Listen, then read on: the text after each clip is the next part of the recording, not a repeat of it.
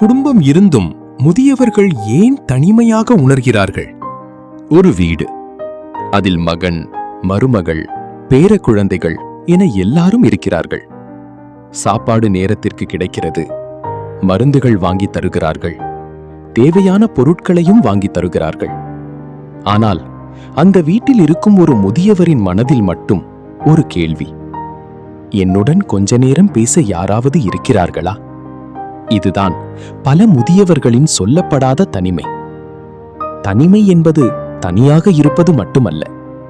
குடும்பத்துடன் ஒரே வீட்டில் வாழ்ந்தாலும் என் பேச்சை யாரும் கேட்பதில்லை, என்னிடம் யாருக்கும் நேரமில்லை, என்னுடைய கருத்துக்கு மதிப்பில்லை, நான் இப்போது குடும்பத்திற்கு தேவையில்லாதவரா என்ற உணர்வு வந்தால் ஒருவர் தனிமையாக உணரலாம். முதியவர்களுக்கு உண்மையில் தேவை என்ன? அவர்களுக்கு உணவு மட்டும் போதாது. சிறிது நேரம் பேசுங்கள். அவர்கள் சொல்வதை அவசரப்படாமல் கேளுங்கள். அவர்களிடம் ஆலோசனை கேளுங்கள். உங்கள் காலத்தில் இதை எப்படி செய்தீர்கள் என்று கேட்டு பாருங்கள். சிறிய முடிவுகளிலும் அவர்களை சேர்த்துக் கொள்ளுங்கள். குடும்பத்தின் ஒரு பகுதியாக அவர்கள் உணர வேண்டும்.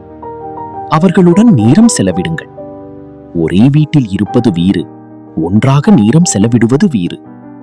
அவர்களுடைய ஆர்வங்களை ஊக்கப்படுத்துங்கள்.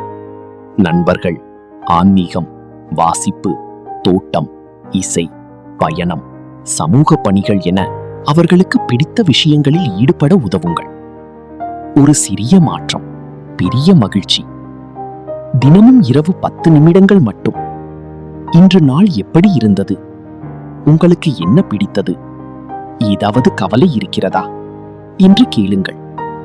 அந்த 10 நிமிடங்கள் அவர்களுக்கு ஒரு நாள் முழுவதும் கிடைக்காத அன்பை கொடுக்கக்கூடும்.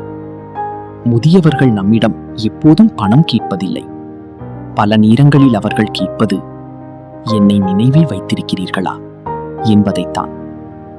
அடுத்த முறை உங்கள் வீட்டில் இருக்கும் தாத்தா, பாட்டி அல்லது பெற்றோரை கடந்து செல்லும்போது 1 நிமிடம் நின்று பேசுங்கள்.